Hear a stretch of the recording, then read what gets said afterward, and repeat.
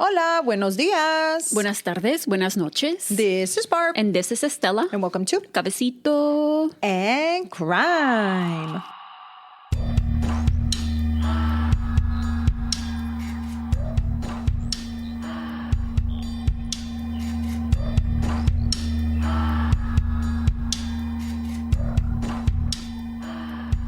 Hola, everyone. I hope everyone's having a wonderful day. Night, afternoon. Whatever it is. ¿Cómo estás, hermana? As always, better than you. Always. A mí todo me pasa. Ya saben. So, No te pasa. This was intentional. No, this was intentional. So my You sister... knew what it was going to be. Yeah, my little sister, una de la que sigue de mí, so it's 5 of us.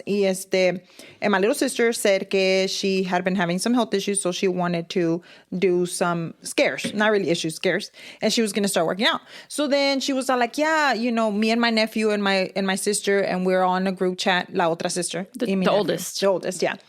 So Vanessa. So she's been sending us like her walking and all of this stuff. So we're like all motivated y todo. And so my husband, he used to want to go walking porque puro pinche Pokemon. Ay, no te hagas como si no Puro te gusta. catching Pokemon, you know? And so then I would always be like, sí voy a hacer sí voy a levantar weights, pero ahorita no, porque pues, you know, I'm walking con el Pokemon, you know, because I'm going to be a trainer. I'm going to be the very best. Yeah. So then, after this time, I'm like, you know what? I'm going to start lifting weights again. Okay. Sunday, did a little bit of a workout, real small. Monday, igual. You were jumping to Tuesday. Yo sé decir Tuesday. Sunday, el Monday, igual. Ayer, no me podía mover. Because, and I'm not lifting like que tú digas su madre, los pinches 20 pounds. No way. 3 pounds. 3. So I bet, apparently I've been using muscles that I forgot that I owned. Y no me puedo mover. So cada vez que me levanto, and then my sister's been like, drink your water, you know, make sure that everybody drinks their water, everybody's whatever. Hydrating y todo. And I really appreciate it because of her. I've actually drank more water than I've had in a long time today. And then she was all like, dale. And I'm like, okay. Then I have to pee and I can't move. Then I have to pee and I cannot move. So what I would do is I would just go to the restroom y nada más I would plop myself on the toilet. Porque at this point, I'm like, I can't even like bend over, you know. Y pero I did work out again yesterday, even though I was really, really in pain. Pero sabes que I went walking because I went Pokemoning. Pero ya la más But isn't tardecita, that the whole point of también Pokemon? Is to like get move. people, to move and stuff. So everything was all gravy hasta que... You got sore, pues. Yeah. So we're sore. And I'm not. I'm sure that it's going to get better. Pero you right just now, haven't lifted any sort of weights. Nothing. And like it's been like 2 years. It's been like 2 years, bitch. Yeah. It's been a long time. Me and Estela in COVID time. No, not even then, dude. How do we used to do it every day? We used to do it every day. And every day. And we used to lift like and we used to we used to work out, record like throughout the week, everything throughout the week. I don't know how. I don't know. Y ahora? Pero no quiero. No, I don't want to find out how. And we're like, They're like, No, pero Estela y yo, we started working out around before the pandemic, that year. The Panera Bread. No, the actual Panera Bread, because I remember we would like... No, it was that year, but in January. And then, you know, a couple of months later. And then we started going. Estela kept going, but I stopped for a little bit, you know, health issues and stuff like that. Y luego después I kept going or whatever. But anyway, point of my story is... that I'm doing better than you. Yeah, all the time. And that's okay. The kids are going back to school. Yep. Gracias a Dios. I'm excited about that. My husband was like, you're not going to miss them? No. Go through something. Yeah. They like the fact that I know that they're up there doing nothing is kind of sad. Yeah. But I feel like I don't know. I feel like this year they started way earlier than they usually do. Dude, I don't know why. And I was telling one of my ex-coworkers that. I was telling her, I'm like, dude, like, I feel like it was some people so that we know already fast. started. Yeah. I don't know if it was because my kids kept kind of busy in the summer. Yeah, activities. So I was still kind of going. Maybe that's why. Pero yeah. I mean, I guess other people's kids that go to camps and stuff like that también. Yeah. So I finished my swimming classes. Sorry, quick side note. Are you fucking Michael Phelps is what I want to know. No, but I am definitely more confident in swimming, like freestyling. I don't know how to tread water. I can hold it for like 5 seconds, pero lo ya valí verga. Okay. Pero I mean, pero we're not going to get to valer verga. You know, we're not going to get to that point. No, you know how they would take us to the deep end of Yeah. the pool, 17 feet. Y nos metíamos con nudos, pues. Con el nudo. Con el nudo. Y luego? Y luego our instructors, again, we had 2 instructors, and then there's actual lifeguards that are not instructors. They're like right there. And then the last couple of classes last week, our instructor, you know, a lot of the other students, she would take the nudo and she would go kind of like to the middle of the pool, the deep end. And then she's like, swim. Swim to me. No y aquí way. tengo el nudo. So, You know? So you had to get to the noodle, bitch. I had to get to the noodle. The noodle? The noodle. And then at first I was scared, but then, you know, they've always told us when you're in the deep end, how you swim in the 5 feet is the exact same way that you would swim here. Yeah, but nomás the fact that you know that you were in the deep end. And the deep end, it kind of like freaks you out. Yeah. Or it would freak me out, but no, I did it. Good job. Yeah, I did it. I swam, and then, you know, everybody has goggles or whatever. And I like to, when you're swimming, I like to see how deep it is. There was somebody scrunchy at the bottom of the pool. That probably was somebody like in your class. Now black one, just the regular thin black ones. But I don't know if I feel cool. And now I want to look up public pools to go to or join. You should. You could probably find a lot of scrunchies. No tampoco. Yeah. Pero now, yeah. So I feel I wouldn't be able to do advanced swimming, but I would be able to. I would have to take another intermediate swimming class. Don't worry, because you wouldn't either. Because you know, at the end of the swimming sessions, les dan como un papel and it says did they meet or didn't reach or whatever. Mm-hmm. He didn't reach like 3 things because his ass didn't want to go to the class. Oh, like, he missed like the last week, no? Yeah, porque se enfermaba el compa. Según so pues. Anyway, pero yeah.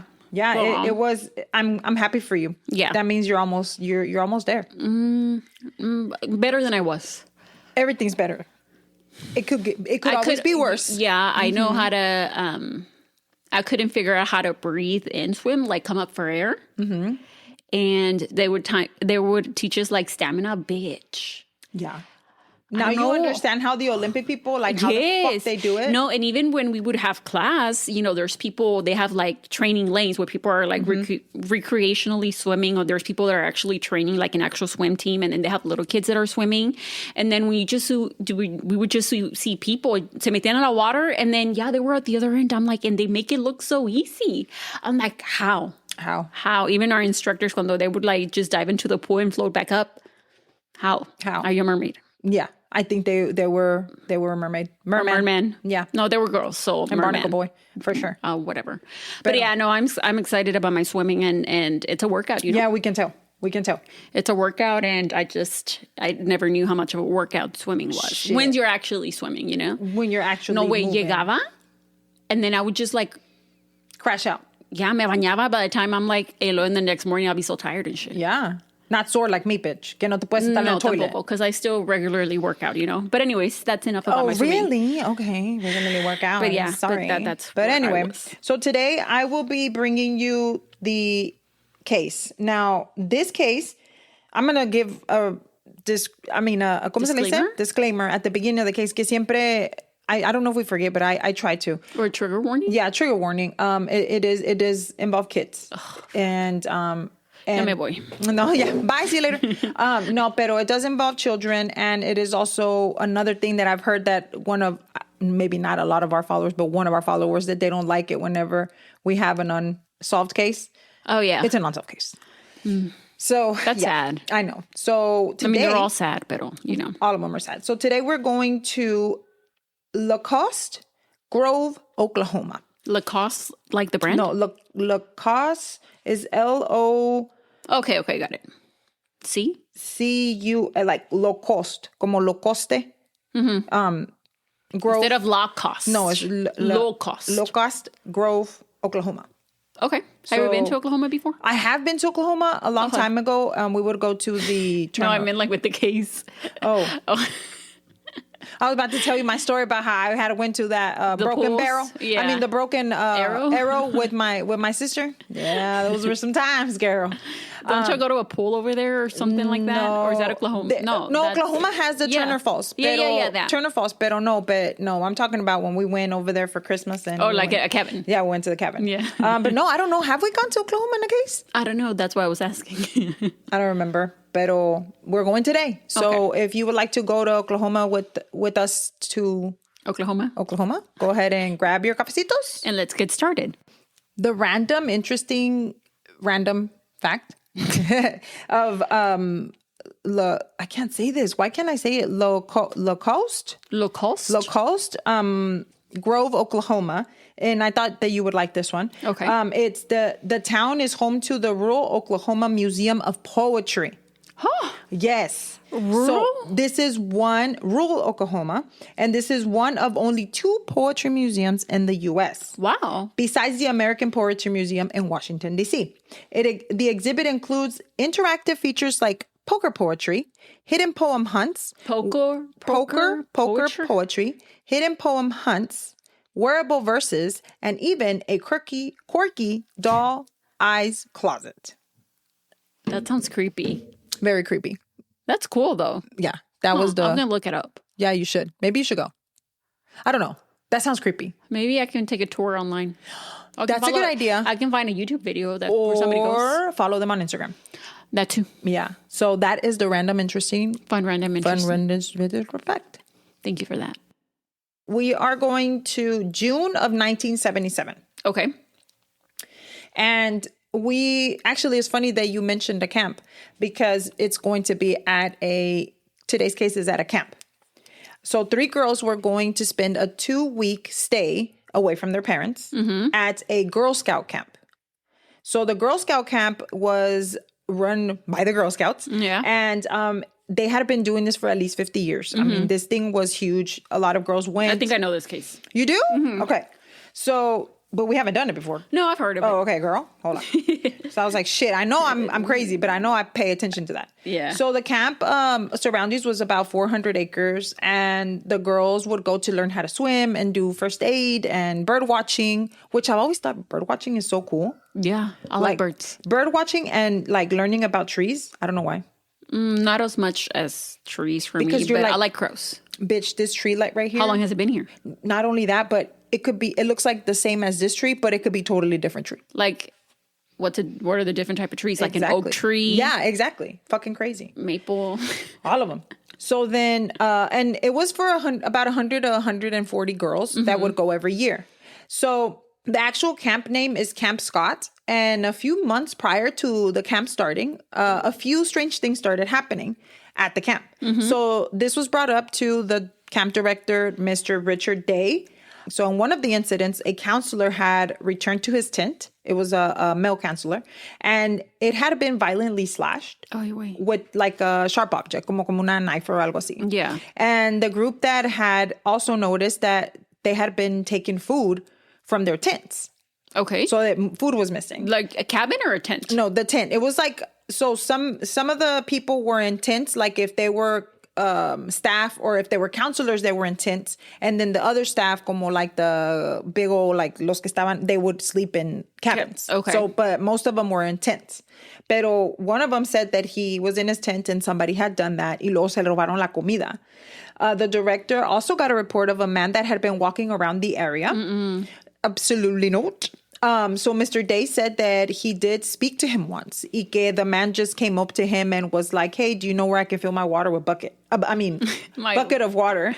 And then the man just walked away. And, Mr. Day le dijo, pues para allá, o dale para allá. Yeah, ahí está el río or whatever. Yeah, he just left. Pero Mr. Day always said, no, he's not bothering anybody. He just was asking for water. For water, yeah. So in another time during the training weekend, so this is right before this year's girls are going in, one of the older campers had returned to their tent otra vez, and they had been also they didn't have food. Se habían llevado toda la food. And she had a box of donuts in there. Y allá dentro de la box of donuts, the camper said that she found some written notes. Adentro. So there was like de un little notebook. So había como 4 notes. Y on all of the notes, it said kill, kill, kill, oh, kill, fuck kill, no. Kill. On all of the notes. And you said this was years or before the girls? Probably about 2 weeks before. Oh, okay, 2 weeks. Okay. Yeah. And so then they had written note like that. Y luego the last page that was on there, it said, we are on a mission to kill 3 girls in 1 tent. Fuck no. And then, so it was 3 pages, right? 3 or 4. 3 or 4. I don't remember exactly, but I did read or saw that it was from a smaller notebook. Como de esos that you can pull out. Yeah. Like one of those spiral thingies. So Michelle Hoffman was wanting to become a camp counselor that year, and she had been going to camp since she was 9 years old. And she was one of the counselors that took the notes to the camp director. Decirle, hey, this isn't happening. This happened. This happened. This doesn't sound good. So Mr. Day told Michele, bro, don't worry about it. It's okay. We are at camp. This is normal for people to do pranks. So this must just be a prank. A prank. Oh, hell no. And don't worry about it. It's going to be fine. But other things started happening, like de repente, like se robaban los glasses de las girls from inside the tent. Dude, somebody's going through your shit. Somebody's going through your shit. Somebody is going from tent to tent, taking shit. Shit. Yeah. And you're supposed to be like, oh, it's a prank. No. No, because if it was a prank, give me my shit back. Yeah. Pero... Or be like, ha, guys, it was me. That's not a prank. That is not at all. According to, I heard in one story que somebody did say that it was them, that they had written the letters, pero they never could provide any proof of that, right? So Mr. Day, like I said, try and to kind of like push it off and say, no te preocupes, todo está bien. He's trying to play These it are off. kids. Yeah. So we're going to start the first mention of the little girl is going to be of Miss Doris Milner. She's 10 years old, and she was not too sure about this trip. So ella le dijo a su mamá, hey, I don't know. I don't really want to go. At first, she was really excited and really wanting to go, pero luego 3 of her little friends decided that they weren't going anymore. So kind of como que le dolió el estómago, and she's like, I don't want to go. Pero la mom de Doris, se llama Doris Denise Milner, y le dijo la mamá, no, you should go. It's going to be okay. Yeah. Like I would say that to my daughter. It's going to be fine. So Doris was very, very smart, like to a point where she had gotten accepted to a very prestigious middle school. So she was gifted, I guess? She was gifted, yeah. And this was her first time going to summer camp. Pero she was very close to her sister. Y her little sister, like she was like, I don't want to leave her, right? Siempre estuvo con eso. And like I said, her other friends had not wanted to go anymore. So she was kind of like, I don't want to go as well. Último, she was like, yeah. Imagine how, obviously, since you're bringing her up, I'm assuming something happens to her. Yes. And I just can't imagine you as a parent later afterward being like, hey, she didn't want to go. Yeah. And so I sent it gets her. even worse. So it gets like that. Yeah. So Doris told her mom that she just wanted to go do something. Like she wanted to go and have fun, pero que she didn't know if this was the right thing to do, right? Pero her mom le dijo, it's going to be okay. You go, and once you get there, if you don't feel comfortable, me hablas y yo voy por ti. And this is something that I would tell my daughter. Yeah. Like I would try something new. Try something new, pero ve. Y si no te gusta, me hablas and I'll come and pick you up. Yeah. And so then Michele saw that Doris was kind of having a hard time ya cuando la fueron a dejar al bus. And so then she was kind of like, Who's Michele, su mom? No, Michele is like counselor that I had mentioned before. Yes. And so then she was kind of like, I don't know, so como con la cara de preocupada. Entonces Michele se le acercó, y she also noticed that Michele was one of the only African-American girls that was on the bus. So ella le dijo, ¿sabes qué? It's going to be okay. Si quieres, siéntate conmigo, sit on my side, and we'll be together or whatever. Not only that, después de eso, like Doris started just singing along, like with the cantitos y todo eso. So she was like, okay, well, maybe ya se acomodó la niña, right? Yeah. After getting there, they were made. So this is the way that it was made up. It was made up of different campsites. So there was boys and then girls, right? Okay. And so one campsite, it was in the corner, así como en medio, y luego alrededor, como casi como una half moon, estaban 1, 2, 3, 4, 5, 6, 7, 8 tents, y allí dormían las niñas. Okay. Y entonces, next to the last tent, which is 8, considered 8, they had the restroom, or el baño, whatever. Yeah. Y luego en medio estaba the counselor. The cabin del counselor. The cabin of del counselor y el director. Or whatever. No. Oh, it's the counselor. Yeah. So wherever the counselor it was in the middle of all the tents. It was in the middle of all the little girls, right? Yeah, the tents. So, and I guess it was 1977, so there would be tents. You know what I mean? Exactly. Not like cabins. I'm thinking like today. So the tents were standard Girl Scout tents, pero they were a little bit more, they were different. Tenían como the to kind of sustain the elements. So the floor tenía como estaba suspended on wood. So it was kind of like that. Y luego it had like foam on the sides para ayudarle con, I guess, cold or I don't know. Rain or some shit. I don't know. Yeah. And they were also named after different different Native American tribes. So everybody had their own little tribe. Yeah. Tent tribe. And I'm lying. It wasn't foam. It were canvas walls. So estaban así. So each tent housed 4 scouts. Yeah. So, and then there were 4 of them, y luego dormían adentro de sus sleeping bags. Right? Okay. So Doris and her roommates were going to share a camping room. Tent? Tent. I keep saying room, but it's tent. So a camping tent, and there was supposed to be one girl que les faltó, pero she got sick and she didn't make the trip. So she was going to be with the other 2 girls, Lori Farmer and Michele Guse or Gause. I don't know how to say that, but I'm sorry, Michele. So Michele was 9 and Lori was 8. Mm-hmm. Lori was the youngest girl at the camp that year. Oh, shit. Okay. Yeah.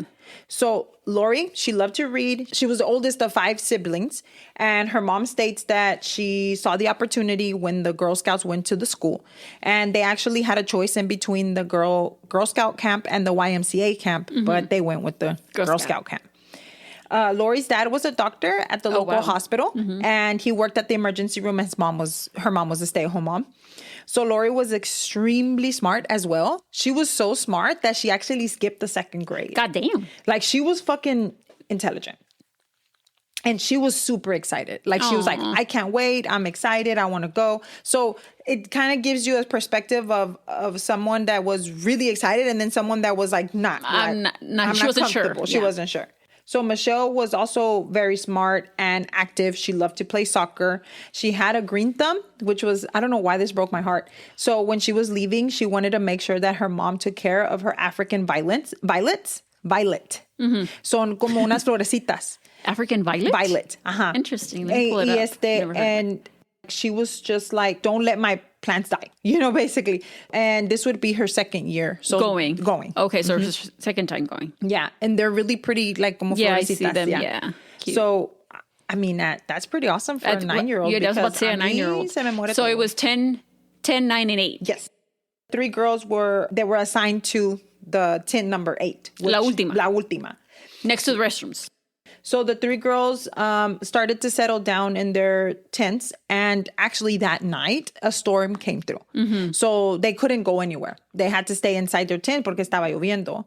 So while they were being inside the tents, they all started to write letters back home. Mm-hmm. And I have the letters. I'm going to read them to you, okay?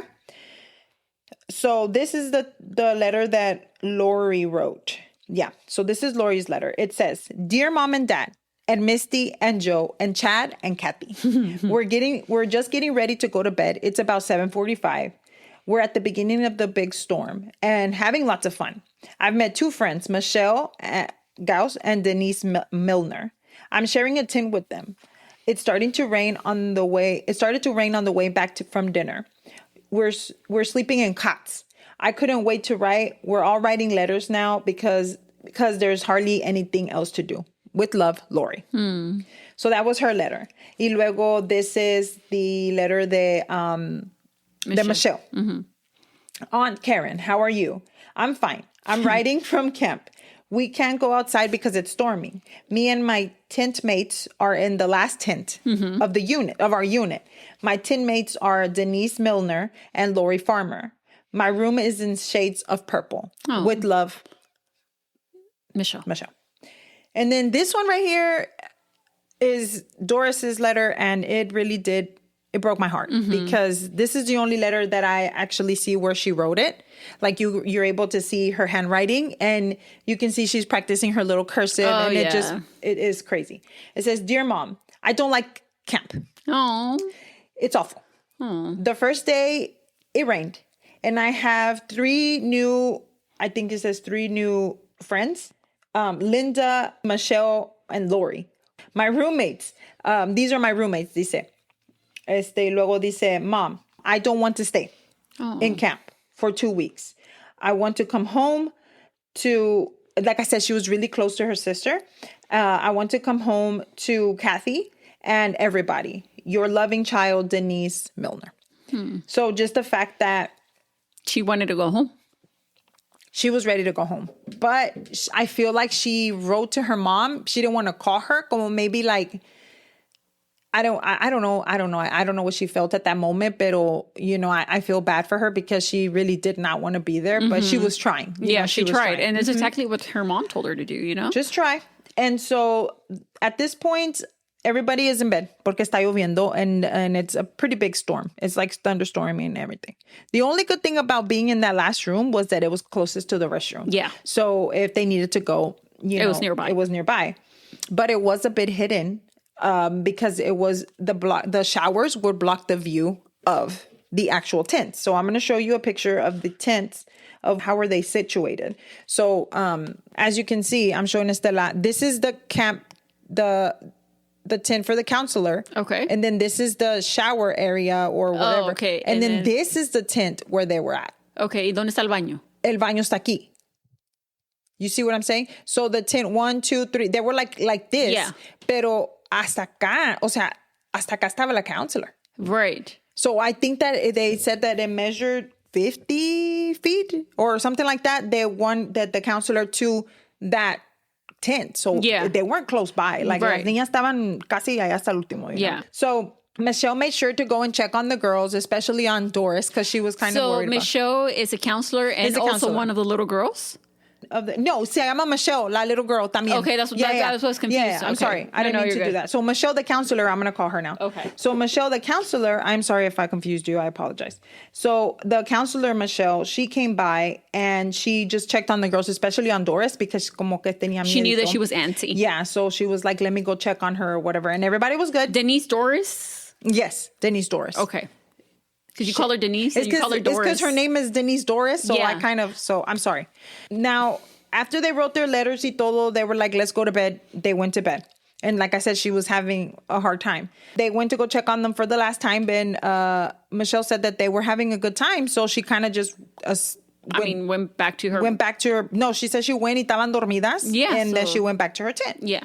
Now, by this time, ya se estaba haciendo nochecita, and some of the campgoers did report hearing some strange noises that were coming from the woods. At around 1:30 a.m., one of the counselors, her name was Carla White, was awoken by a loud kind of groaning sound, and it was coming from the woods.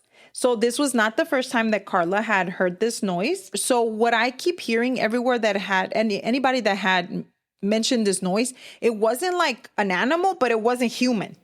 Like it sounded kind of like wood in between, groaning or something. Yeah, kind of like that, or como un bullfrog. You know those frogs que hacen bien raro? Yes, like kind of like that. Pero they were like, sounds like a goat, kind of, but it's not. But it's not. It's a frog. Yeah, it was a frog. Pero they were like, it's not really. You couldn't really pinpoint the animal, but you couldn't really pinpoint if it was a human. Like but you could tell that it wasn't. But it wasn't exactly. Yeah. So Carla said that she heard the noises, but this wasn't the first time, like I said, that she had heard them. A few days before, when she had been at the camp, like before the camp or getting ready for it, she said that she heard the camp dog growling at something. Cuando ella lo escuchó el mismo ruido.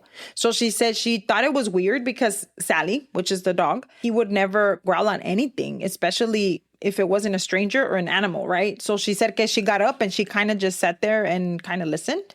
Pero on this night, when she heard the noise again, she said that the dog wasn't there, pero ya se levantó. She's like, I'm going to go look. Yeah. Especially the girls were already there, so she had to, you know? So she said she got up and she went to go look for whatever was going on. And when she went to investigate, she had her flashlight. And she said that she would flash the light towards where the noise was coming, como from the woods. Yeah. Y se callaba.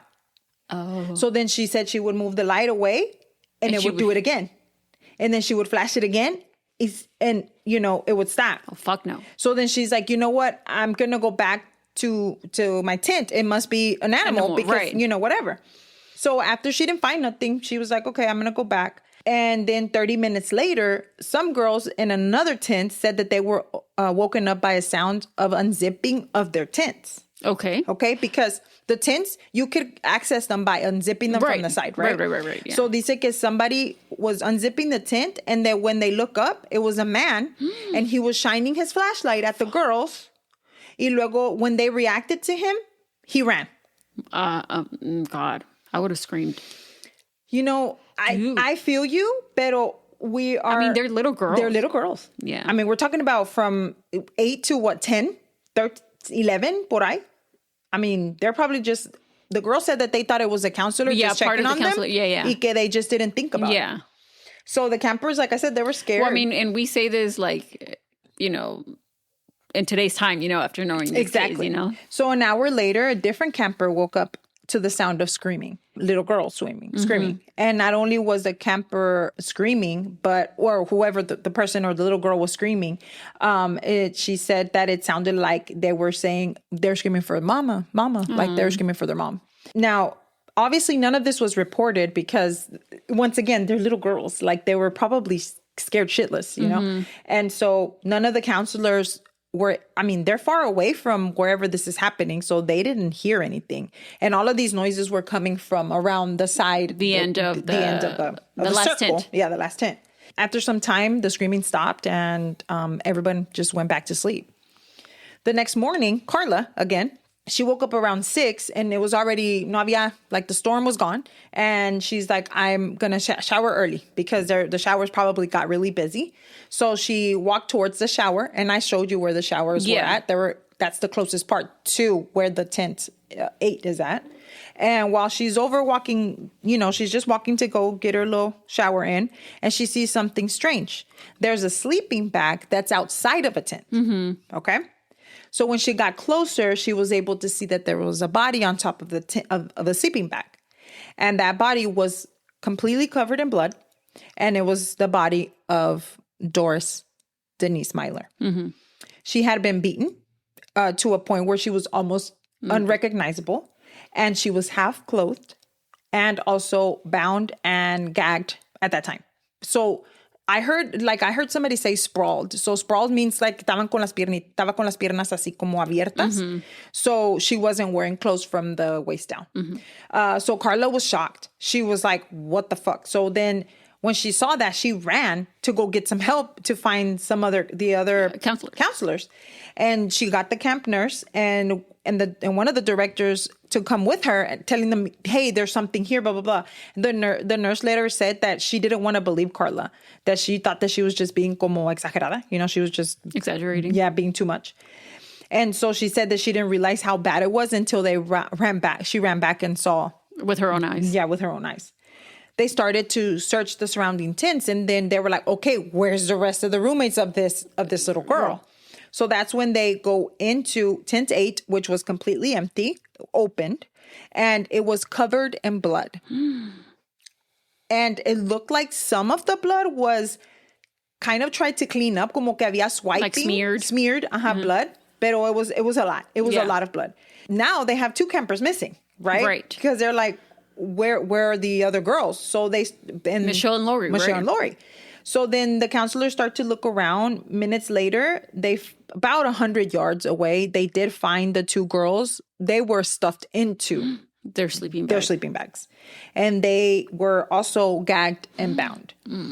They had also been beaten to death. And they were bound at their wrist as well.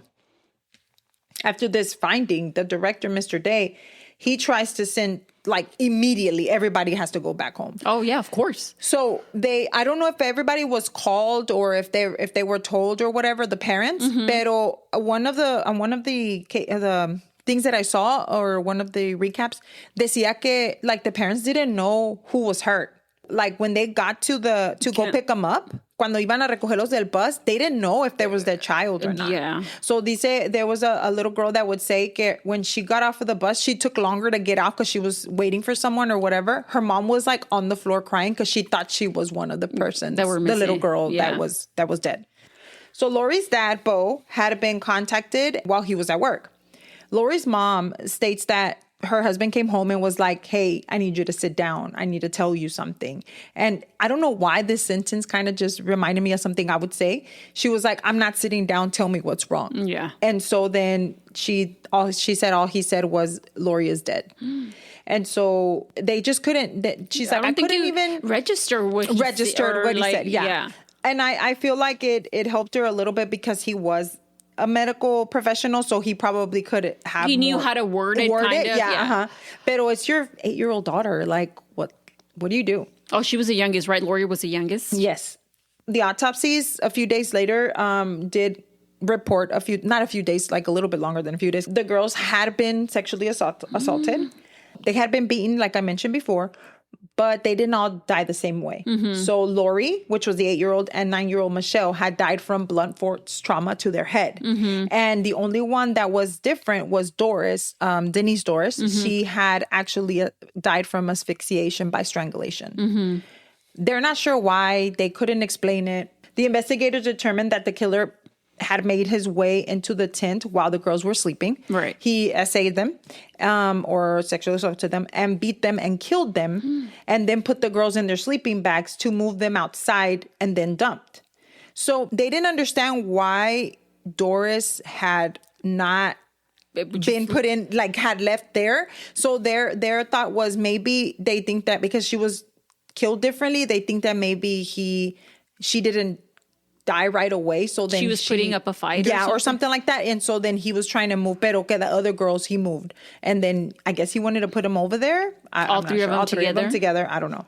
Now, another thing was that, this guy had to carry these 3 little girls. I mean, I'm pretty sure they're about 50 pounds, 60 pounds por ahí. I don't have kids, And he had to walk with them like 200 feet. So, well, I guess it depends on his build. Yeah, I mean, you're right about that. So, like I mentioned, and what makes you think maybe he did it one by one? You know what I mean? Yeah. But if it was at 1:30, he had all this time. Yeah, but then until you said 6 o'clock. Some of them were waking up in the middle of the night. Hearing at what? But around 1:30 is when they started hearing. Yeah. So whenever they go back in to investigate a little bit better, there was so much blood in that tent, Estela. I mean, it was covered in blood.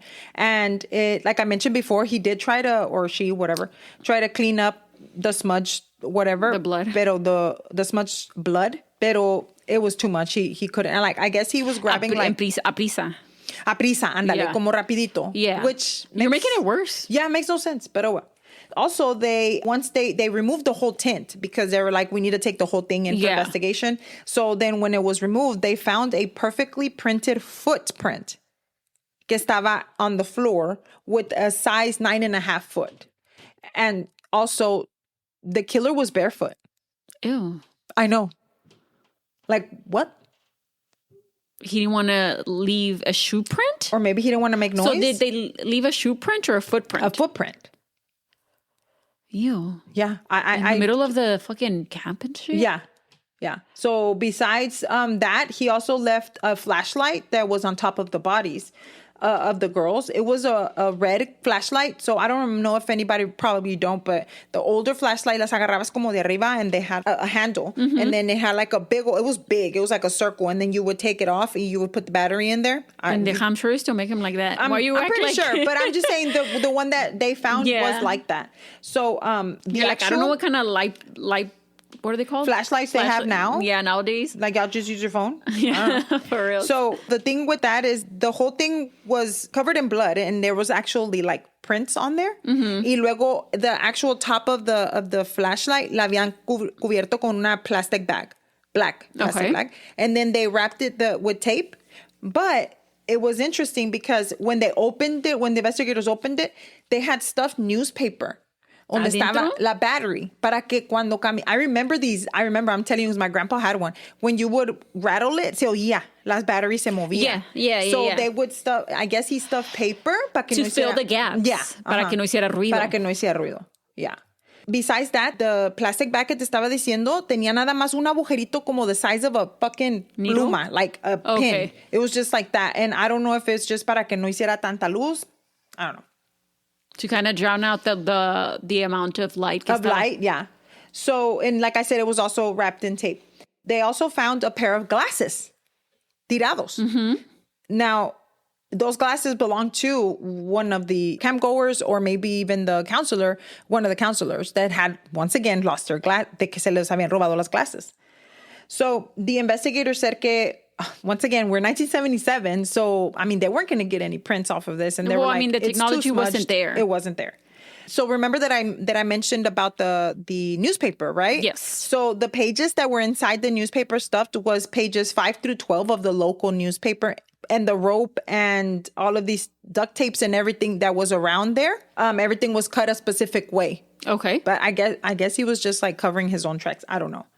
After this, a squirrel hunter, while he was out hunting squirrels, he found a cave and he ran to go give the authorities the information. The cave was probably like, I don't even know, like not even that far from where the girls were found, maybe like a 100 yards or whatever. And it's so scary that there's just a whole bunch of other people around these girls. And in caves, because this guy, they sat there for a long time. Whoever this is. So in the cave, they found a few things that showed that somebody had been there. And one of them was several newspapers with the beginning of those pages of that newspaper. That were found inside. The front page and the back page that were found inside. On top of that, they did find the tape, como I mentioned, that was cut a particular way. Yeah. They found the tape. They were able to match it to the tape that was on the light. That was found in the... Yes. And also pieces of rope and that were found on the girls. Yeah. Yeah. The duct tape also matched. And they also found 2 photographs, like some random ass photographs, 2 of them that were sitting there. So, I don't know, pero encontraron como unos payos que estaban burned. Okay. Como, I don't know if he was like trying to make a fire or... for the storm or quién sabe? I don't know, pero found that. And then they also found a note that was written on a wall. Yeah. Yeah. ¿Cómo se llaman? Hieroglyphics and shit. ¿Cómo se dice? Hieroglyphics. Hieroglyphics. Yeah. Todo pinche hieroglyphics and Todo shit. pinche cavemen and shit. Todo cavemen, for sure.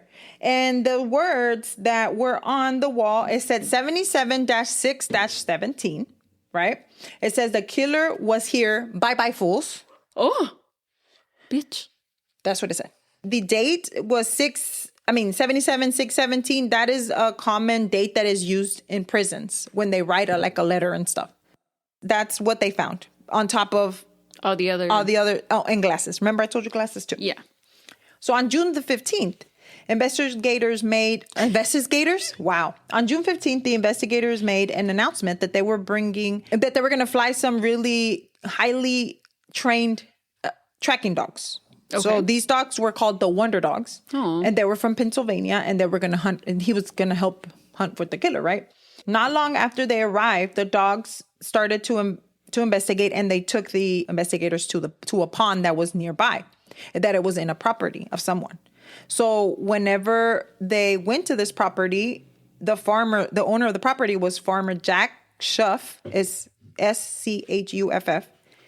So they put him immediately under investigation because when they got there, they were able to see that he had like tape and all of this other shit. It matched what they had found. But he was cleared and he was proven that he was out of town. It wasn't him, everything. He even did a lie detector test and he passed it. Okay. I've never heard of anybody passing a lie detector test. I'm just kidding. But anyway, so the items were once again linked, but he said, no, somebody had come in here. He said, robaron las cosas, right? Yeah. So, and then you don't report that kind of shit. Somebody se robó un pinche rope or some fucking newspaper or pinche tape. Exactly. Like who you does don't report that? But the connection to the crime actually ruined his reputation, del pobre farmer, to a point where, because the newspaper printed a photo of him and they called him a slayer on top. Like, they must say slayer. Oh my God. And it wasn't even him. So this guy. Imagine. Yeah. His so whole life he ruined. he had been like fucking harassed by people all over the town or whatever, and everybody that still believed that he was the murderer. Like they would call him names. And I understand it's really hard when it involves kids. You know, I understand. Pero, yeah, because I would be the one that would be like, you murder. Yeah. Fuck yeah. I know we shouldn't, but yeah. I would. I'm sorry. But if he's cleared. He was cleared, but I mean, obviously the cops aren't going to be like, dude, don't call him that because he's cleared. You know what I mean? No lo van a estar protegiendo al señor. And so then it was so bad, Estela, that he had a nervous breakdown and he ended up in the hospital. Ay, pobre compa. I mean, I understand. So around this area, it was rumored that, we're in Oklahoma, there's a lot of natives. So the local Cherokee tribe said that, or people were rumoring around town that the tribe were cursing the dogs. Because then after a while, the dogs couldn't find anything when they went there. The dogs were wrong. Why would they want to mess with the dogs? because I'm going to tell you why. Okay. So, but then after this, one day later, one of the dogs actually did die, a Rottweiler by the name of Butts. Of heat exhaustion because they were overworking him. And it was the summer. And Harris was the other dog, and everything was well. They couldn't find anything. They took out the water out of the pond, no había ni madre. And then next thing you know, they were like, well, we're going to take our puppies home, right? Well, they were on their way home. Ya pobrecito el trainer seen Butts. And now just with Harris, and they're on their way, and the dog jumped out of the truck and ran in front of another car, and he got ran over. Yes. And he died instantly. Oh my God. So what the fuck is going on? So everybody thought that the Cherokee tribe was involved. And they were putting putting a curse or some shit. I don't know. The Native Americans are probably like, bitch, what the fuck? What did we do? What did we do? Now we were here first. Now for real. Now the police, the police is now, they don't have any leads, girl. They don't have any leads. I mean, I'm sure everybody, after they talked to everybody, they were like, we did see somebody, was opening tents, pero de aquí, like, who was that person? And nobody could say who he was. Like, for example, the director, when he saw that man, he couldn't say what he looked like. Like the guy que fue a pedir agua. Yeah, que fue a pedir agua. So they were back to square one. Now, the photographs that I mentioned before, the police did put them out for for people to see if they recognize them. And somebody did come forward. And you're talking about the photos that they were found in that cave? In the cave, yeah. The random photos that you said that were. So it was photos of two women. And apparently those two photos were developed by a specific prison. What? Yeah. So the guy that said that those were his photos, he worked. I don't know if he worked there or he was a photographer. How did the photos end up the prison? I don't know. Pero they were developed by a person in a prison. That worked in the prison, or he was a prisoner? No, he was a prisoner. Okay. What the fuck? So now this prisoner is very interesting because this guy, his name is Leroy Hart. He had escaped from Mays County, which is where he was imprisoned 4 years prior to the murders. So se salió because he was serving 300 years for a robbery that he did. Not only that, but in 1966, he abducted two pregnant women. Oh, shit. From a parking lot of a nightclub. He raped them. So then one of them, he would put it in the back seat, in the trunk, la amarraba y la tapaba y luego cambiaba. Y luego, luego ponía la otra y así. What the fuck? And then the girls were wearing glasses y he would try on their glasses. So traía los glasses de ellas, so se los quitaba y se los ponía. And so this area where Camp Scott was very familiar to him, to Leroy, to Gene Leroy, because all of his family lived there. He was native and he grew up only 1 mile from the camp area. Okay. So he was known around there, and he was also a part of the Cherokee tribe. Really? Yes. But that's how do you go from women to little girls? So after this, was he a suspect? Let me get there. So he got out on parole. Right. And he escaped hold on. Okay, sorry. So he got out on parole. Then he was transferred to another prison, and then he escaped again. Okay. Then he was brought back to... But how? I don't understand. Because you say he went on parole and then he got arrested again, you mean? Yeah. He got arrested again for burglary. Then he went back to jail for that burglary, and then the motherfucker left. Again. De ahí se escapó. Se escapó. Because they were like, well, let's take him to another prison a ver si no se escapa. Like high maximum security or some shit. Yeah, but he escaped again. So the second time that he escaped, he did bring a friend with him. He was like, come on, let's go. This guy's name is Larry Dry. Dry? Dry, como seco. Uh-huh. And he told investigators that when they were on the run, they would take a flashlight and cover it with a black bag. Tape it up. And tape it up because it would make a pinhole to make a smaller area of light. Yeah. Dry also told investigators that Gene Leroy Hart also had vision problems, and he would often steal glasses. So for 10 months after these murders and after this came out, they looked for Gene. Because at this point, the cops say, this is it. He has to be the person, right? So there was a 10-month manhunt. On April the 6th of 1978, agents were able to arrest him where people were helping him in the area to keep him, escondido. So then nobody in the area believed, or it was just Nobody his family? in the area believed. Well, anybody around him, basically, he was... Basically, what I heard from one of the reports of, from 1970, everybody was his family. Oh, damn. Because that area was his tribe. So, dice que they were trying to see if they could... So, they arrested him. Let me go back. They arrested him, and in March of 1979, his trial began. Right? Because they're charging him for the three murders. So sí lo capturaron. Capturaron. They find out that he was being helped by, like I said, by his family members. Lo andaban escondiendo. So in March of 1979, the trial begins for Jean Leroy Hart. Now, there was some talk about hoping that they could move the trial somewhere else, right? Not in Mayor County, because of the fact everybody knew him, and everybody knew. But what was he going to trial for? For the murders of the little girls. Oh shit! Okay. Because there was a lot of consistencies. They thought it was him, right? Okay. But the thing is, they decided not to move the trial. They said, no, we're having it here. So in an interview, Lori's mom said that she would have to hear people in the news or on the street que decía que he was innocent, and she's like, that is hurting me because you're not letting us find out what happened. You don't even know what happened to my little girl, And she said that the rights of him being the person that was being accused were more important than of her little girl. And she also said that the district attorney at one point said that, hey, you know what? We're showing your daughter's autopsy report, and we're showing the photos. Crime scenes and stuff. Maybe all the family, meaning his family and her, would see. No, you need to get out. So they were like, we don't want anybody in there. Yeah. And then... Oh, they're just kind of... Excuse me, giving you a heads up, be like, we don't think that you should be in here. That you should be in here. But as Lori's mom, she's like, why are you trying to hide that from me? It's my daughter, and if he did it, I need to know what happened. So this is what she said.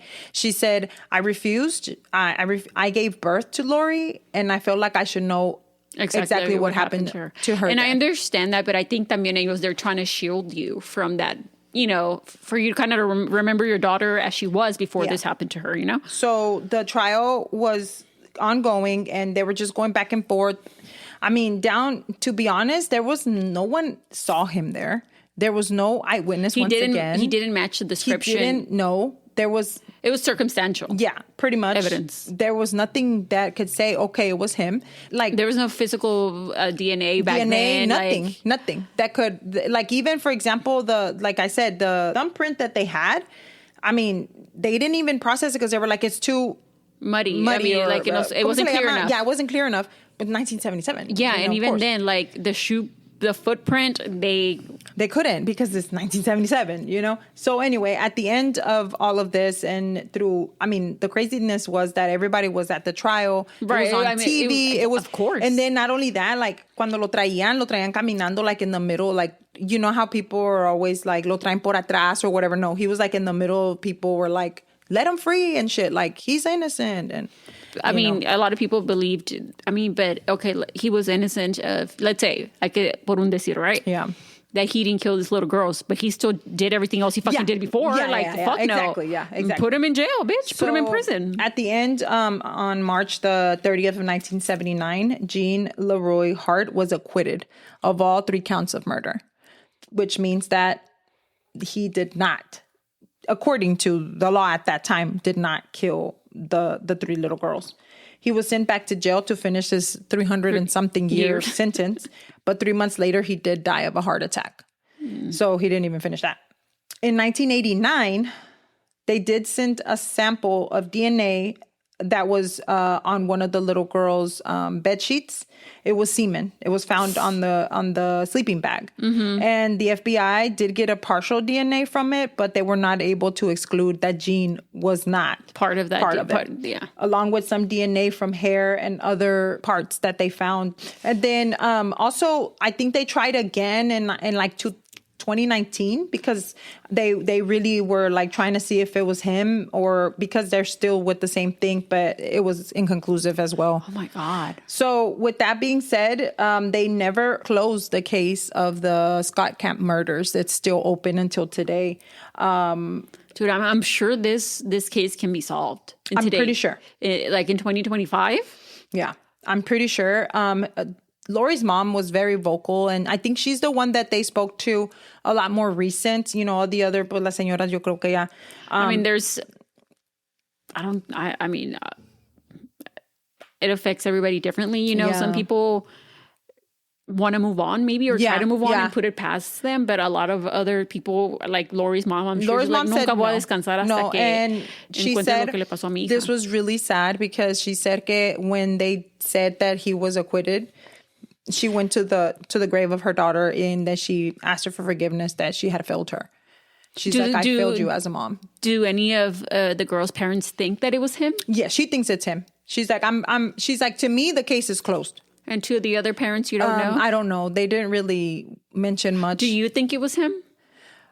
Honestly, like, I want to say yes, but once again, we go back to the same thing. Like, I thought it was the guy, the farmer that didn't have, you know. You thought it was a farmer? No, I'm kidding. No, but I'm just saying, like, I'm not that advanced in that kind of thing, but I just feel like there was nothing concrete that could have put him there. So it could have been and it could have not. I don't know, honestly. What do you think? I just don't see. Well, I don't know. Just based on what you said, I don't know how you go. Like I said, how you go from abducting women to little girls. Yeah, and I mean, this is someone that. I mean, I'm not saying that it doesn't happen. Yeah. Pero también like I understand like the whole glasses thing and the way that you wrap the lamp and you know it was very similar or the exact same. Pero who was that fucking man that was opening the little girl's tents? Exactly. Was it Gene? No, that's what it is. And not only that. No, but it wasn't Gene, right? They never were able to prove who it was. And not only that, but whoever was in that cave was the killer. Right. Because they said you fools or whatever. Yeah. And then not only that, but like I said, the tape and everything, literally, like they matched there's pictures where they match them like de punta a punta from the little girl donde la tenían. And I guess in my mind también, if Gene had so much family in the area, why would he be hiding in a fucking cave? Well, I mean, he was not with family members. Well, or why would he steal from the little farmers? Exactly. You know. Exactly. And not only that, but like you said, I mean, whoever it was, they didn't have a home because they were in a cave. Like they were staying in a cave. Or maybe he was scouting the area. Or maybe he was there because he was hiding since he had, you know, escaped jail. Yeah, pero que no lo estaba escondiendo su familia? Like, why wouldn't he be with the family member? They helped him. I'm not sure, but yeah, they all stayed. And I know, like, obviously as a parent of one of the little girls that was there, like, you want to be like, oh, it was him. We have somebody that is up for murder of the girls, you know? Yeah, so and you want to believe it, but I don't know. I can't say if I was in their shoes, like I would want to. And I don't want to be in their shoes, but I'm going to tell you something. And the Lori's mom, like once again, she's the one that I saw more vocal. Yeah, and she said that that's something that she's never going to be able to forgive herself for is, you know, like, to sending her to that one instead of the YMCA one, por decir, because what if she would have gone to the other one and she wouldn't have died? Oh, la mamá de Denise Doris, que she was like, she didn't want to go. And she wrote a letter saying that she wanted to be picked up, essentially, que no, que viniera que la recogiera. Mm-hmm. Yeah. So, I mean, this is a very sad case and it's out there. It's still so, like... Unsolved. So, like... Lori's mom did say, if there's anybody out there that has any information, please contact police. You know, it's very, very sad because I was like, okay, so was it them? And then I'm like thinking, okay, but it could have been him. It couldn't have been also. I mean, I don't know. Yeah. What if? And then a lot of theories say that maybe there was two people. Because the girls, you know, it was three girls at the end. Yeah, you know, like three girls. How do you handle? I know they're little girls, but how do you handle all three? And then to make sure that they're quiet, and then like... Y las otras van a quedar quietas while you're, you know... So that's what they're saying. Maybe there was two people. I mean, I don't know. But yeah, this is the Camp Scout murders that, I'm so sorry, it is still an open case. Yeah. So let us know what you think. Do you think that he did it? Do you think that it was Gene? I don't know. I don't know either. So let us know what you think. If you would like to, you can follow us at... Cafecito and Crime Pod on Instagram. Yes. And if you would like to download our episodes, leave us a review and or rate us. We would really appreciate it. Thank you for everyone's support, and we'll talk to you in the next one. Bye.